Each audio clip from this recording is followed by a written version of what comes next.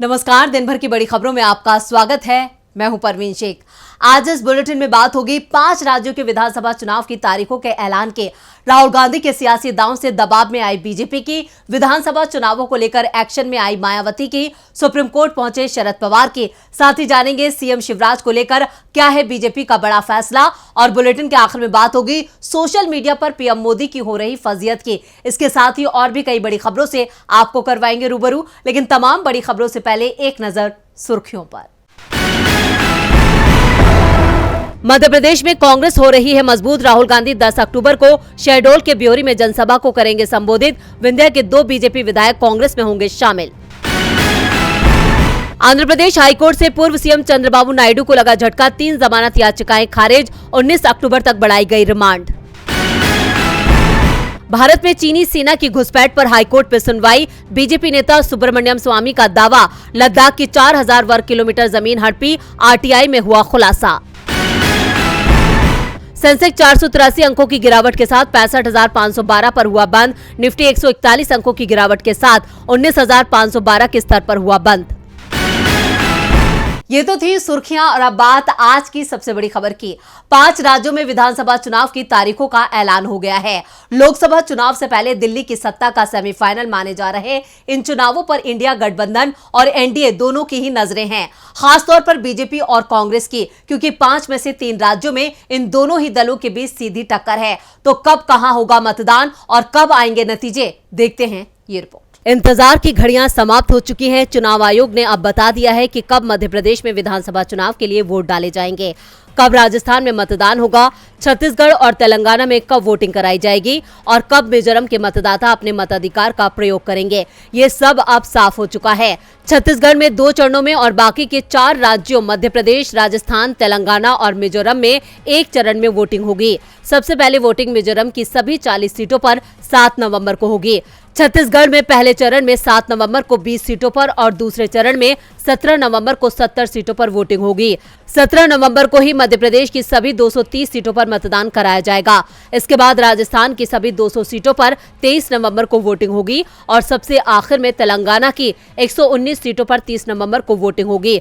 सभी राज्यों में काउंटिंग 3 नवंबर को कराई जाएगी। मुख्य चुनाव आयुक्त राजीव कुमार ने बताया कि इन राज्यों में कुल 16 करोड़ 14 लाख वोटर्स हैं। इनमें से 8 करोड़ 20 लाख पुरुष, 7 करोड़ 8 लाख महिला वोटर्स हैं और इस बार 60 लाख 20 हजार नए वोटर्स पहली बार वोट डालेंगे। इनकी उम्र 18 से 19 साल के बीच है। अगर राज्यवार देखें तो सबसे ज्यादा मध्य प्रदेश में 5 करोड़ 60 लाख, राजस्थान में 5 करोड़ 25 लाख, तेलंगाना में 3 करोड़ 17 लाख, छत्तीसगढ़ में 2 करोड़ 3 लाख वोटर्स हैं, जबकि मिजोरम में 8 लाख 52 हजार वोटर अपने मताधिकार का उपयोग करेंगे। 7 नवंबर को पहले चरण की वोटिंग है और 3 दिसंबर को काउंटिंग, यानी 27 दिन में पहले चरण की वोटिंग से काउंटिंग तक चुनाव की प्रक्रिया पूरी हो जाएगी। चुनावों का बिगुल बज चुका है। राजनीतिक दल मैदान में डट गए हैं। चुनावी मैदान में तो राहुल गांधी भी उतर चुके हैं। राहुल गांधी ने एक बार फिर बीजेपी और पीएम मोदी को बुरी तरह से फंसा दिया है। 5 राज्यों की विधानसभा चुनाव की तारीखों के साथ ही राहुल ने बड़ा सियासी दांव चला है, जिससे बीजेपी दबाव में आ गई है। वहीं कांग्रेस सांसद की इस रणनीति से पार्टी को इन चुनावों और 2024 के लोकसभा चुनावों में बड़ा फायदा हो सकता है। तो क्या कहा राहुल गांधी ने, देखते हैं ये रिपोर्ट। दिल्ली कांग्रेस मुख्यालय में आज कांग्रेस कार्य समिति यानी CWC की बैठक हुई। बैठक में कांग्रेस अध्यक्ष मल्लिकार्जुन खड़गे, पूर्व अध्यक्ष सोनिया गांधी, राहुल गांधी, प्रियंका गांधी, सीएम अशोक गहलोत, छत्तीसगढ़ के मुख्यमंत्री भूपेश बघेल और कर्नाटक सीएम सिद्धरामैया समेत हिमाचल प्रदेश के सीएम सुखविंदर सिंह सुक्खू शामिल हुए। बैठक को लेकर आज कांग्रेस ने मीडिया से भी बात की। अपनी प्रेस कॉन्फ्रेंस में राहुल गांधी ने जाति आधारित गणना को लागू करने को लेकर बीजेपी पर दबाव बनाने की बात कही। उन्होंने कहा कि हम बीजेपी पर दबाव डालेंगे और उनसे करवाएंगे। अगर उन्होंने नहीं किया तो फिर उन्हें परे हो जाना चाहिए, क्योंकि देश कास्ट सेंसस चाहता है। अब जहां तक इंडिया अलायंस की बात है, मैं जानता हूं कि काफी पार्टी इंडिया अलायंस में इस निर्णय का समर्थन करेंगी। 1-2 पार्टी हो सकती हैं जिनकी राय थोड़ी अलग हो। हमारे लिए कोई प्रॉब्लम नहीं है, क्योंकि हम कोई फैशिस्ट सिस्टम नहीं है। मगर ज़्यादा से ज़्यादा पार्टियां इस डिसीजन को पूरी तरीके से। सीडब्ल्यूसी की बैठक में लिए गए फैसले के मुताबिक कांग्रेस ने साफ कर दिया है कि वो कांग्रेस शासित राज्यों में जातिगत जनगणना जरूर कराएगी। साथ ही राहुल गांधी ने कहा है कि वो इसे पूरे देश में कराएंगे, जिससे समाज के सभी वर्गों का विकास हो सके। राहुल गांधी ने कहा कि हमारे 4 में से 3 मुख्यमंत्री अन्य पिछड़ा वर्ग यानी ओबीसी से आते हैं, वहीं बीजेपी के 10 में से सिर्फ एक ही सीएम ओबीसी समाज से हैं। उन्होंने दावा किया है कि पीएम मोदी ओबीसी के लिए काम नहीं करते, बल्कि ध्यान भटकाने की कोशिश करते हैं। इसके साथ ही राहुल गांधी ने कहा, राजस्थान और छत्तीसगढ़ में कांग्रेस की सरकार फिर से आ रही है, मध्य प्रदेश में बीजेपी की सरकार जा रही है और तेलंगाना में भी कांग्रेस की सरकार आ रही है, जबकि केसीआर जा रहे हैं। राहुल के इन तेवरों से साफ है कि इस बार के चुनाव बीजेपी के लिए आसान नहीं होने वाले हैं। उन्हें एक मजबूत कांग्रेस का सामना करना पड़ेगा। राहुल गांधी एक बार फिर बीजेपी और पीएम मोदी के लिए बड़ी चुनौती बन गए हैं। चुनौती तो मायावती भी पेश कर रही हैं। विधानसभा चुनावों के ऐलान के साथ ही अब 5 राज्यों में चुनावी हलचल तेज हो गई है। 5 में से 3 राज्य मध्य प्रदेश, राजस्थान और छत्तीसगढ़ में बीजेपी और कांग्रेस के बीच मुकाबला है, तो इन राज्यों में दूसरे दल भी अपनी ताकत दिखा रहे हैं। खासतौर पर बीएसपी, जिसका पहले ही इन राज्यों में अच्छा आधार है, एक बार फिर मैदान में ताल ठोक रही है। चुनावों को लेकर मायावती ने बड़ा दावा किया है, तो क्या है बीएसपी का प्लान? देखते हैं ये रिपोर्ट। 5 राज्यों में विधानसभा चुनाव का बिगुल बजने के बाद अब बीएसपी चीफ मायावती का बड़ा बयान सामने आया है। मायावती ने राजस्थान, मध्य प्रदेश और छत्तीसगढ़ के लिए चुनावी ताल ठोक दी है। बीएसपी सुप्रीमो ने सोशल मीडिया एक्स पर पोस्ट कर लिखा, बीएसपी मध्य प्रदेश और छत्तीसगढ़ राज्य में गोंडवाना गणतंत्र पार्टी के साथ चुनावी समझौता करने के अलावा मिजोरम छोड़कर राजस्थान व तेलंगाना में इन दोनों राज्यों में अकेले बिना किसी से कोई समझौता किए हुए चुनाव लड़ रही है और इन राज्यों में अच्छे रिजल्ट की उम्मीद करती है। एमपी और छत्तीसगढ़ में बीएसपी पहले ही जीजीपी के साथ गठबंधन कर चुकी थी और सीट शेयरिंग भी हो चुकी है। दरअसल यूपी से सटे छत्तीसगढ़ और मध्य प्रदेश के हिस्से में बीएसपी को पहले भी अच्छी सफलता मिलती रही है और इस बार उसने जीजीपी के साथ गठबंधन किया है। अगर ये गठबंधन कमाल करता है तो कांग्रेस और बीजेपी के समीकरण भी बदल सकते हैं। इस बीच मायावती ने चुनाव आयोग से मांग की है कि वो चुनावों में सरकारी मशीनरी और धनबल के दुरुपयोग को रोककर चुनाव को पूरी तरह से स्वतंत्र व निष्पक्ष कराए। निष्पक्ष चुनाव से ही लोकतंत्र जीवित रह पाएगा। मायावती के बयान से साफ हो गया है कि वो सभी राज्यों में बीएसपी के उम्मीदवार उतारेंगी। अब देखना होगा कि बीएसपी चीफ की रणनीति से किसे नुकसान होता है और बीएसपी को कितनी सफलता मिलती है। मायावती एक बार फिर बीजेपी और कांग्रेस का खेल खराब कर सकती हैं। खेल तो महाराष्ट्र में अजीत पवार का खराब होने वाला है। एनसीपी पर कब्जे की लड़ाई चुनाव आयोग के बाद अब सुप्रीम कोर्ट पहुंच चुकी है। शरद पवार गुट की तरफ से सुप्रीम कोर्ट में याचिका लगाई गई है और दावा किया गया है कि विधानसभा अध्यक्ष बागी विधायकों के मामले को लटका रहे हैं। तो किन विधायकों पर कार्रवाई चाहते हैं शरद पवार? देखते हैं ये रिपोर्ट। एनसीपी का असली बॉस कौन है? क्षेत्रीय छत्रपों में बड़ा कद रखने वाले शरद पवार क्या पार्टी बचा पाएंगे या फिर शरद पवार का भी उद्धव ठाकरे जैसा हाल होगा, जिनसे पार्टी का नाम और निशान छीनकर बगावत करने वाले गुट को सौंप दिया गया? सवाल कई हैं, लेकिन लगता है कि अब सभी सवालों के जवाब लोगों को बहुत जल्द मिलने वाले हैं। शरद पवार के नेतृत्व वाले एनसीपी पाला बदलने वाले विधायकों के मामले में सुप्रीम कोर्ट तक पहुंच चुकी है। सीरियल पवार गुट की तरफ से सुप्रीम कोर्ट से मांग की गई है कि महाराष्ट्र विधानसभा अध्यक्ष राहुल नार्वेकर को उन विधायकों के खिलाफ कार्रवाई करने के निर्देश दिए जाए जिन्होंने अजीत पवार का साथ देने का फैसला किया। विधायकों के इस कदम से एनसीपी भी 2 गुटों में बंट गई है, जिसमें से एक गुट अजीत पवार के साथ है। सुप्रीम कोर्ट राष्ट्रवादी कांग्रेस पार्टी यानी कि एनसीपी के शरद पवार गुट की एक याचिका पर सुनवाई करने के लिए तैयार हो गया है। कोर्ट की तरफ से 13 अक्टूबर की तारीख सुनवाई के लिए तय की गई है। बता दें कि सुप्रीम कोर्ट ने अजीत पवार और 7 अन्य विधायकों के खिलाफ अयोग्यता याचिका पर निर्णय लेने में देरी के खिलाफ रांकपा के शरद पवार गुट की ओर से दायर याचिका पर महाराष्ट्र विधानसभा सचिवालय को नोटिस जारी किया। विधानसभा अध्यक्ष पर आरोप है कि वो 10वीं अनुसूची यानी कि दल बदल विरोधी कानून के तहत फैसला करने में देरी कर रहे हैं। मुख्य न्यायाधीश टी.वाई. चंद्रचूड़, न्यायमूर्ति जे.बी. पारदीवाला और न्यायमूर्ति मनोज मिश्रा की पीठ ने एनसीपी नेता जयंत पाटिल की याचिका पर ये नोटिस जारी किया है। बता दें कि केंद्रीय चुनाव आयोग में अब सुनवाई के दौरान शरद पवार की गुट की तरफ से ये भी दलील दी गई है कि 99% संगठन उनके पास है। चुनाव आयोग में शरद पवार की तरफ से कहा गया था कि पार्टी में कोई भी फूट नहीं है, कुछ विधायक अपने स्वार्थ के लिए पार्टी छोड़कर चले गए हैं। तो वहीं दूसरी ओर अजीत पवार ने 53 में से 42 विधायकों के समर्थन का दावा किया है और अब देखना यह होगा कि सुप्रीम कोर्ट शरद पवार की याचिका पर क्या फैसला देता है।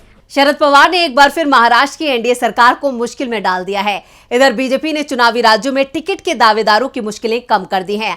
विधानसभा चुनाव के ऐलान के साथ ही सभी की नजरें कांग्रेस और बीजेपी की लिस्ट पर टिकी थी, क्योंकि जिन राज्यों में चुनाव हैं उनमें से 3 राज्यों में इन दोनों के बीच मुकाबला है। तो तेलंगाना में भी ये दल मजबूत हैं और तेलंगाना की सत्ता पर काबिज बीआरएस पहले ही अपने उम्मीदवारों की लिस्ट जारी कर चुकी है। तो आज किस दल ने कहां से किया उम्मीदवारों के नामों का ऐलान, देखते हैं ये रिपोर्ट। विधानसभा चुनाव के ऐलान के कुछ देर बाद ही बीजेपी की तरफ से उम्मीदवारों के नाम का ऐलान शुरू हो गया। सबसे पहले एमपी के लिए उम्मीदवारों के नाम का ऐलान हुआ।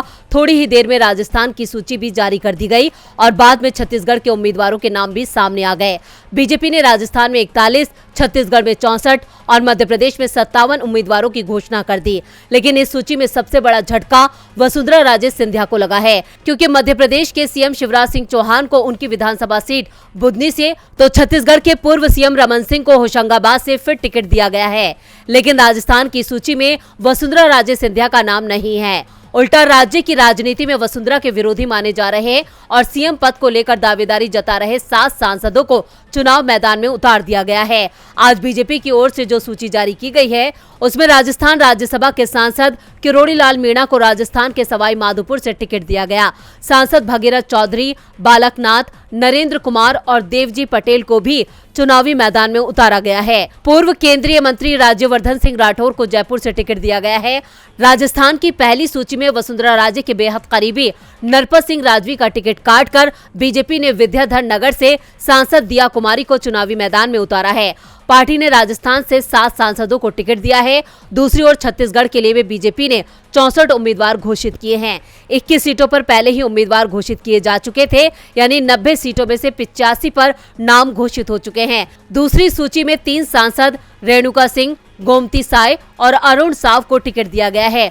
पूर्व कलेक्टर ओपी चौधरी को रायगढ़ से टिकट मिला है। इसी तरह से एमपी में पार्टी अभी तक 79 उम्मीदवार घोषित कर चुकी थी। आज 57 नाम और घोषित किए गए हैं। इस लिस्ट में सभी नाम मौजूदा विधायकों के हैं, जिसमें 24 मंत्री भी शामिल हैं। पहले दावा किया जा रहा था कि पार्टी 10 मंत्रियों के टिकट काट सकती है, लेकिन अब अधिकांश मंत्रियों को चुनाव मैदान में उतार दिया गया है। इस सूची में शिवराज के अलावा गृह मंत्री नरोत्तम मिश्रा, गोविंद सिंह राजपूत, गोपाल भार्गव, राहुल सिंह लोधी का नाम भी शामिल है। राहुल लोधी को कुछ दिनों पहले ही मंत्री बनाया गया था। राजनीतिक दलों ने चुनावों को लेकर अपनी कमर कस ली है, तो बिहार में सीएम नीतीश भी चुनावों की तैयारी में जुटे हैं। बिहार में जातिगत जनगणना की रिपोर्ट जारी होने के बाद बड़े राजनीतिक उलटफेर की सुगबुगाहट शुरू हो चुकी है। महागठबंधन इस मामले में बीजेपी पर बढ़त हासिल करता दिखाई दे रहा है, तो एनडीए के सहयोगी भी खुश हैं, क्योंकि इस रिपोर्ट के आने से बीजेपी दबाव में है और उसे अपने सहयोगियों की पहले से ज्यादा जरूरत दिखाई दे रही है। पिछले दिनों बिहार दौरे पर आए जेपी नड्डा दावा कर रहे थे कि बीजेपी बिहार में अकेले सरकार बनाएगी,